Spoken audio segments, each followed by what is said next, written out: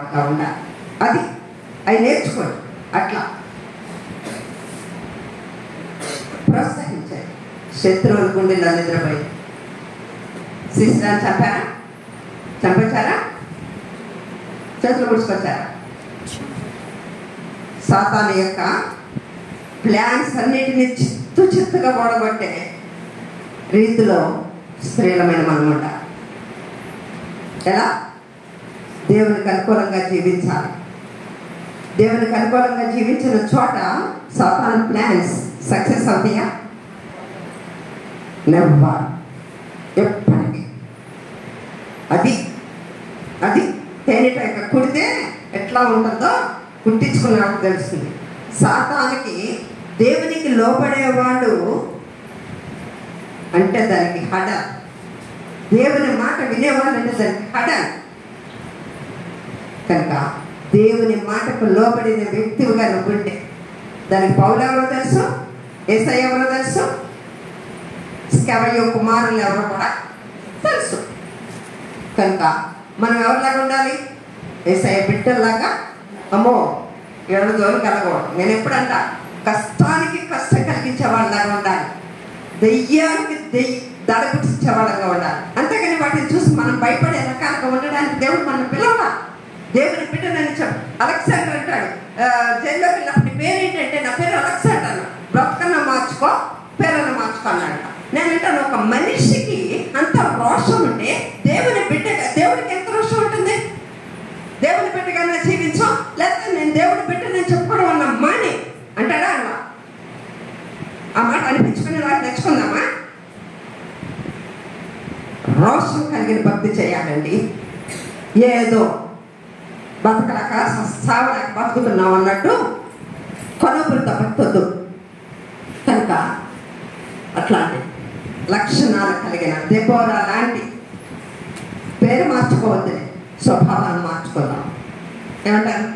ఇంకొక స్త్రీని తొందరగా చెప్పేస్తాను, మన టైం అయిపోయింది. క్రొత్త నిబంధనలో బేతనీయ కుటుంబం, ఆ బేతనీయ గ్రామంలో ఒక కుటుంబం ఉంది. చెప్పగలరు ఎవరు? యేసు ప్రభుకి బాగా పరిచయం ఉన్న కుటుంబం. ఎవరో చెప్పారు, మార్తా మరియా లాజరు. నేను వాళ్ళిద్దరి గురించి చెప్పట్లేదు, కానీ మరియను గురించి చెప్తా. మరియ మనకు 3 చోట్ల కనపడుతుంది. లూకా సువార్త 10వ అధ్యాయంలో 3 చోట్ల కూడా ఆమె ఒకే ఒక ప్రాధాన్యతను కలిగి ఉంది. ఎక్కడ చూసినా యేసయ్య పాదాల దగ్గర ఉందండి. హల్లెలూయా. ఆమె ఇంకెక్కడ చోట్లేదా?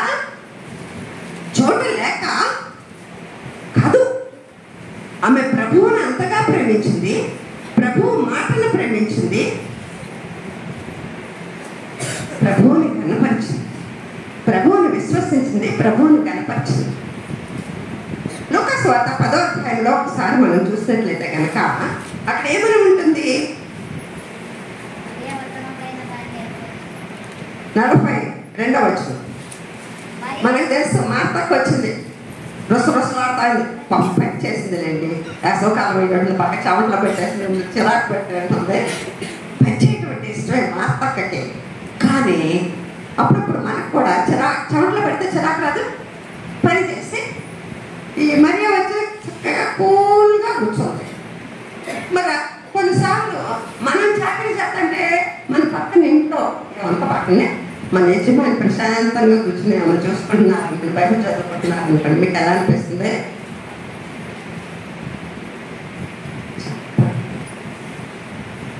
పోన్లే, నేను చేయలేదు దాన్ని ఆయన చేస్తున్నారు అనుకుని దేవుని స్తుతించడం ఎంతమందో. వేరే బయట చదువుకునేవాడు, మేము చదువుకోమా? పనిలో సహాయం చేయొచ్చుగా అనలేదు ఎప్పుడు అనబాకండి. ఇప్పుడు అనకపోతే అనబాకండి, ఒకవేళ అంటే నుంచి అనబాకండి. పోలే, నేను చేయలేని పనిని ఆయనన్నా చేస్తున్నారు, చేయనివ్వండి. నేను కూడా చదువుకోవాలి, నా పని చేసుకుని అనే స్ఫూర్తిని పొందండి. హల్లెలూయా. మా అత్త వచ్చేసింది, వచ్చేసింది. బొడ్లో తోపుకున్న పొంగు తీసేసింది, చేతులు దురుచుకుంది, ఒక కిసిరిస్తుంది పొంగని విసురుతుంది. మనకు బాగా అలవాటు కదా. చిరాకు వచ్చినప్పుడు ఆమెకు ఎట్టాగా లేదయ్యా, కనీసం నువ్వన్నా చెప్పచ్చు కదా అని ఈయన మీద కూడా ఇస్తారు. ఆ టైంలో ఎవరు ఉన్నారు అనేది కూడా చూడండి మనం అనేసింది. మరి ఉత్తమమైందని నేర్చుకున్న మాట అది దగ్గర నుంచి ఎట్లా తీసేయమంటావు అంటే నువ్వు ఎంచుకున్నది దీనికంటే శ్రేష్టమైనది కాదు అని చెప్పగా చెప్పాడా? నువ్వేమో పట్టుకోడు కోసం మా తినిపించాలని నువ్వు ప్రయాసపడుతున్నావు. యేసుప్రభు ఆహారం ఏమన్నాడు? సువార్త ప్రకటిస్తే సమరయ స్త్రీకి ఏమన్నాడు? నా కడుపు నిండిపోయింది, నా భోజనం అయిపోయింది అన్నాడు శిష్యులతో. అదేంటి ఎందుకు అని ఆశ్చర్యపోయాడు. నా తండ్రి చిత్తము నెరవేర్చుటయే నాకు ఆహారమై ఉందన్నాడు. ఈయన మరియ వింటుంటే, మరియ చెబుతుంటే, ఈయన చెబుతుంటే మరియ వింటుంటే ఆయనకి ఎంత తృప్తిగా ఉండదో. మార్త చేసిన ఐటమ్స్ అన్నీ తిన్నదానికంటే పసంగా ఆయన విందుగా ఉంది ఆయనకి. అందుకని ఉత్తమమైన తెంచుకుని ఆయన పాదముల దగ్గర కూర్చుని కూర్చుని ఆ ఉత్తమమైన స్థితిని మనం ఎంచుకుంటున్నామా? తెల్లారి వేస్తే అవసరమైనకి అనవసరమైన వాటికి హైరాణ పట్టుకుంటున్నాం.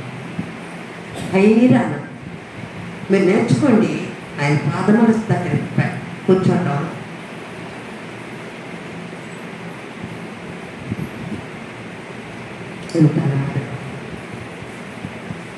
అనుభవించి అది రుచి చూసి తెలుసుకోవాల్సిందే. కానీ ఒకరు చెబితే అది వచ్చేది కాదు. మీకు ఆ ఫీల్ కావాలి అంటే మరి యొక్క ఫీల్ మీకు కావాలంటే నాకు కావాలంటే నేను అనుభవిస్తున్నా.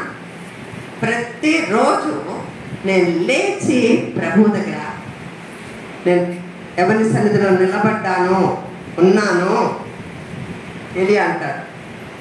నేను సేవించుచున్న వారిని నేను ఎరుగుదును అంటాడు పౌలు. నేను కూడా ఎరుగుదును. 3 గంటలకు లేస్తా, నాకు నిద్ర పట్టదు. పడుకునేటప్పుడు 12, 11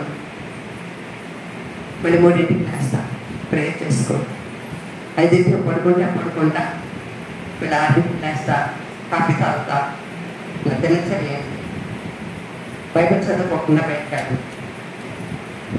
4 అధ్యాయాలు నా ఆత్మకు తృప్తి కలిగే వరకు బైబిల్ చదువుకుంటా. ప్రభు నాతో మాట్లాడే వరకు బైబిల్ చదువుకుంటా. అప్పుడు బయట మనసుకి ఎంతో నెమ్మది.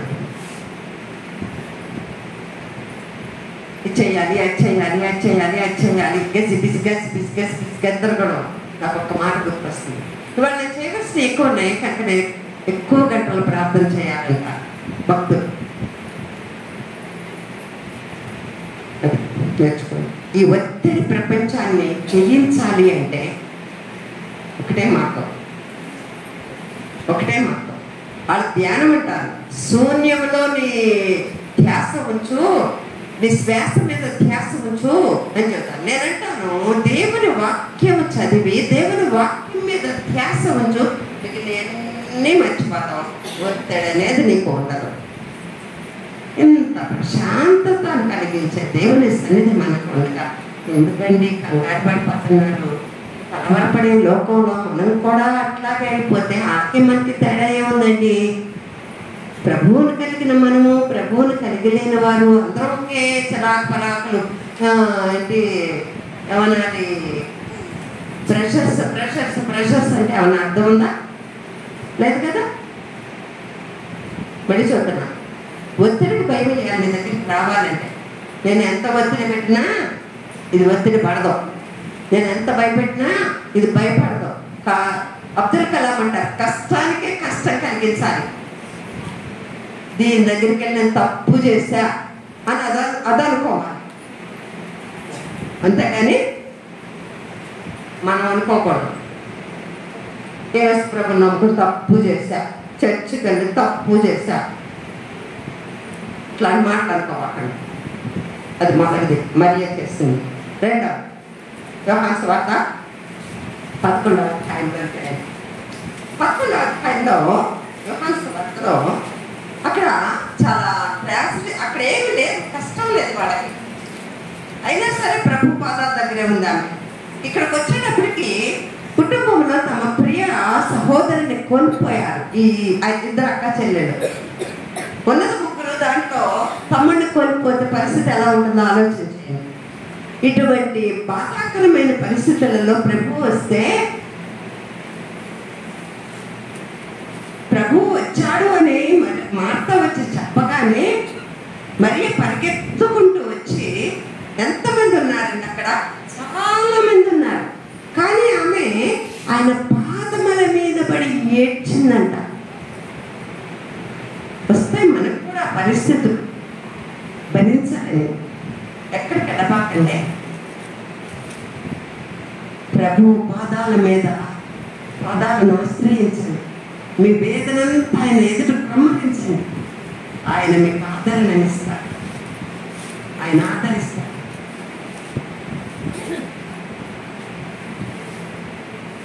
నా జీవితంలో మా నాన్నగారి ఇద్దరిని నేను బాగా ప్రేమించాను. నన్ను పెంచుకున్న నాన్నగారిని మా సొంత నాన్నగారు. వాళ్ళు లేకపోతే నా లైఫ్ లేదనుకునేదాన్ని. వాళ్ళు లేకుండా మా నాన్నగారు ఏ టైంకైనా ఎక్కడికి వెళ్ళినా అర్ధరాత్రి నా కోసం వచ్చేసేవాడు. ఆయన చోటు నేను పడుకునేదాన్ని కాదు, నేను పడుకొని నేను వచ్చేసేవాడు.